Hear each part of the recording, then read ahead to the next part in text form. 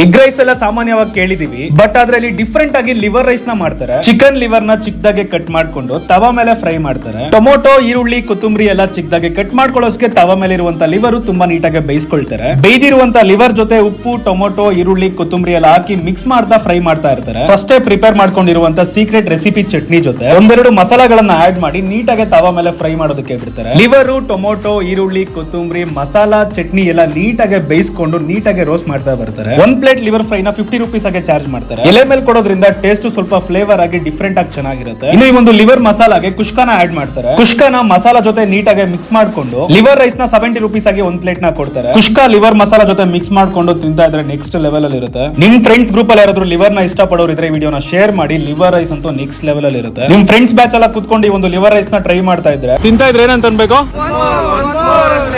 location ಹೊಸರೋಡು central jail ಹೋಗುವಂತ ರಸ್ತೆ 5 star chicken opposite ಅಲ್ಲಿ ಒಂದು ಮರದ